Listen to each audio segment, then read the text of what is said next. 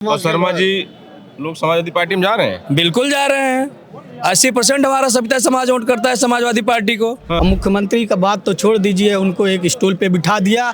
लोक भवन को बात छोड़ दिए, उनको एक चपरासी वाले कमरे में आज जगह मिली है। भयभीत हैं, घबरा रहे हैं, परेशान हैं। और जिस तरह से आपने दादरी में देखा होगा कि वो फर्जी निषाद है, तो ओरिजिनल कौन है? असली निषाद ये राज साहनी।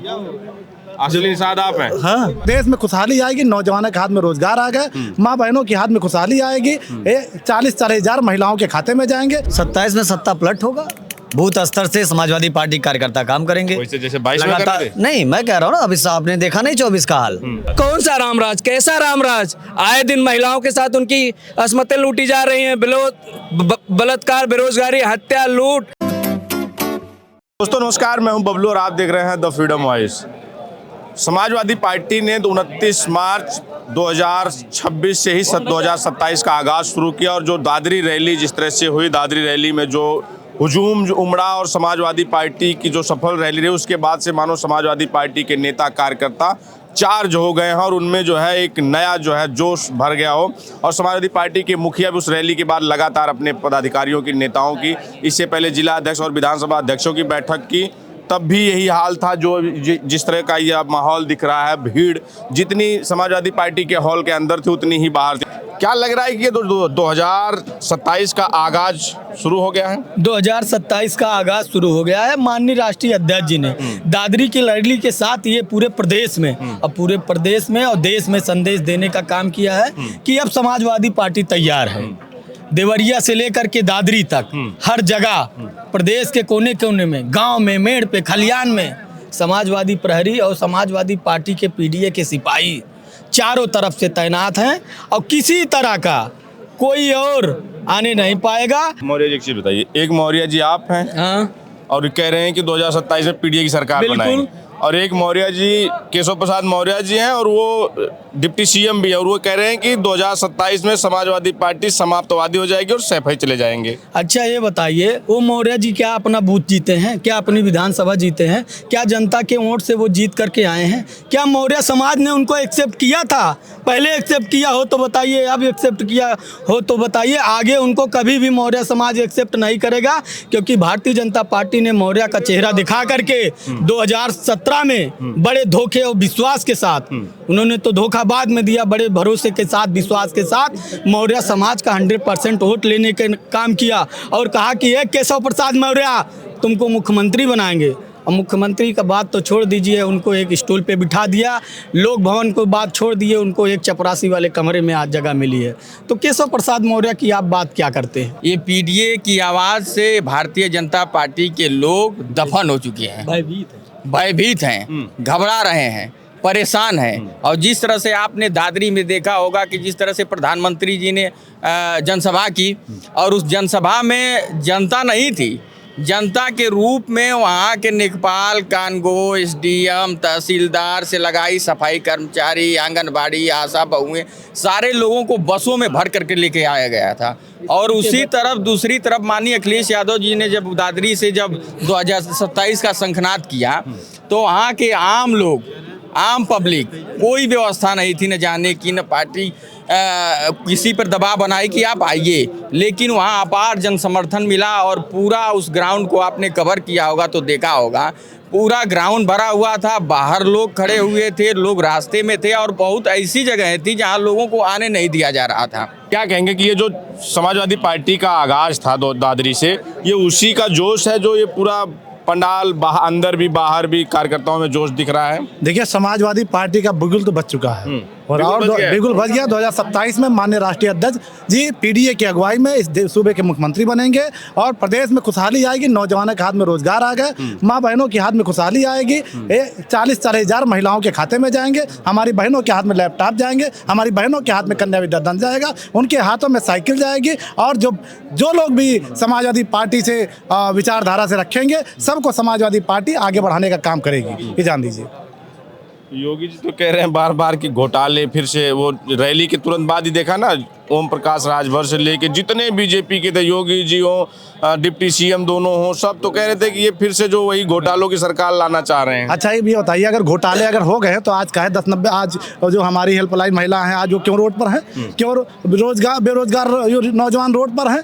क्यों हमारी बहनें रोड पर हैं? क्यों हमारी माएँ रोड पर हैं? आज आप देख लीजिए, चाहे अगड़ा हो, चाहे पिछड़ा हो, दलित हो, चाहे अल्पसंख्यक हो, चाहे मुसलमान हो, आज हर वर्ग परेशान है। इस योगी जी की नीति और रीति से समाजवादी पार्टी सभी धर्मों का सम्मान करती है और पीडीए की अगुवाई में। यही तो आप लोग कहते आ रहे हैं, लेकिन बावजूद 17, 19, 22 सब तो हारते चले आए। कहाँ हारे? अभी आप देख लीजिए, अयोध्या से हमारे समाजवादी पार्टी माननीय अखिलेश यादव जी ने सामान्य सीट पर माननीय अवधेश प्रसाद जी को टिकट दे करके और अयोध्या से एक संदेश देने का काम किया, जो कह रहे थे कि हम राम को लाए, हम उन्हीं को लाएंगे, और यहाँ की जनता ने कहा हम समाजवादी पार्टी जिसको लाई है हम उसको लाएंगे। जो समाजवादी पार्टी के फ्रंटल है वो चार्ज हो गया है, चाबी भर दी अखिलेश यादव ने। तो अब ये 27 में क्या लग रहा है? 27 में सत्ता पलट होगा।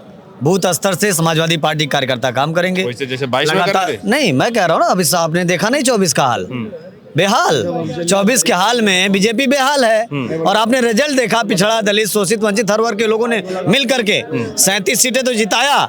अगर ये धांधली नहीं की होती तो 50+ सीटें हमारी जीतती।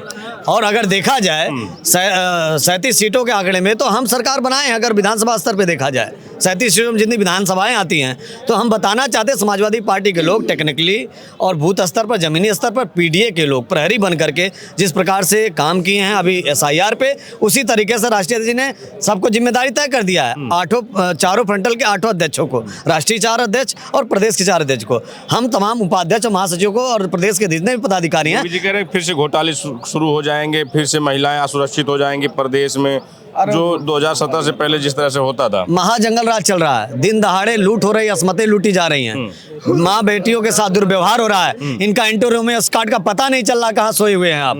और 1090 में तेल नहीं है। Samajwadi party power women line चलाने गया, वुमेन महिला हेल्पलाइन, जिससे मदद की गई। आज इनके बताई महिलाओं के साथ सोडा कौन मदद कर रहा है? लगातार लूट, फर्जी मुकदमाएं लादने का काम। और जो लोग संविधान की बात कर रहे हैं, लोकतंत्र की बात कर रहे हैं, रोजगार की बात कर रहे हैं, सामाजिक न्याय की बात कर रहे हैं, उनको जेल भेजने का काम और गैंगस्टर लगाने का काम भारतीय जनता पार्टी सरकार में। क्या नाम होगा? राकेश शर्मा, नाई समाज से आते हैं, कर्पूरी ठाकुर के वंशज हैं, महापद्मनंद जी के। शर्मा जी? जी हाँ, शर्मा जी हैं? जी हाँ, शर्मा जी हैं, नाई समाज से आते हैं। सही बताइए। हाँ भाई, शर्मा जी हैं, नाई समाज से आते हैं। और शर्मा जी लोग समाजवादी पार्टी में जा रहे हैं? बिल्कुल जा रहे हैं। 80% हमारा सभ्यता समाज वोट करता है समाजवादी पार्टी को, बढ़ चढ़ के वोट करता है, डंके की चोट पे वोट करता है। फिर जा रहा है? बिल्कुल जा रहा है समाजवादी पार्टी के साथ।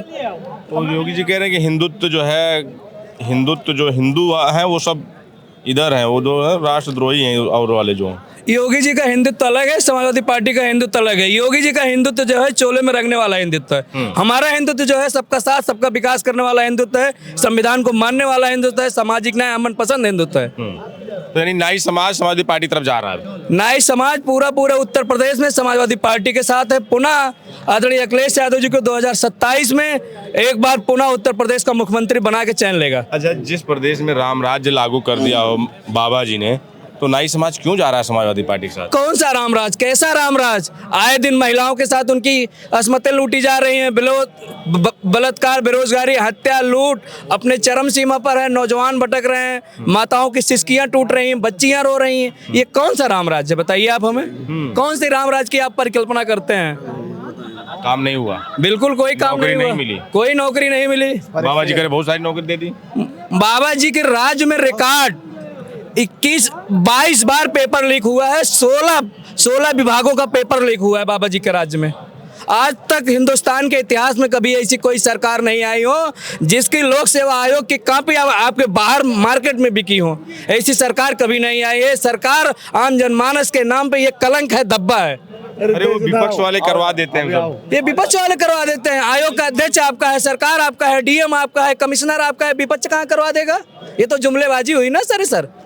ओम प्रकाश राजभर कहते हैं कि अभी, और संजय निषाद भी कहते हैं कि अभी जो अधिकारी हैं वो तमाम सब सपा और बसपा वाले हैं, इसलिए जो है गड़बड़ी कर दे। संजय निषाद को डूब के मर जाना चाहिए। निषाद समाज का पूरा उन्होंने जो समर्थन था उन्होंने खा लिया, केवल रो रहे हैं, उनका हक खा लिया। संजय निषाद किस मुंह से बोलता है? निषाद समाज ने बढ़ चढ़ के उनकी आरती उतारी, उनको नेता बनाया। आज निषाद समाज अपने आप को ठगा महसूस कर रहा है। मंत्री जी बन गए हैं, कैसे जो निषाद उनके साथ हैं? वो तो पूरे परिवार को मंत्री बनाना चाहता है। निषाद समाज को क्या मिला बताइए हमको? निषाद समाज को पहचान मिली? अरे कौन सी पहचान मिली? ऐसी कौन सी पहचान? निषाद समाज के बेचारे वहाँ गोरखपुर में हत्या हो रही, वहाँ हत्या हो रही, कहाँ पहुँच रहे हैं बताइए? धर्मात्मा निषाद की हत्या हो गई, उनकी हत्या हो गई, कहाँ पहुँचे हो बताइए? आप हमको किसकी मदद कर रहे हैं? संजय निषाद नहीं कर रहे, बिल्कुल नहीं कर रहे हैं। क्या नाम होगा?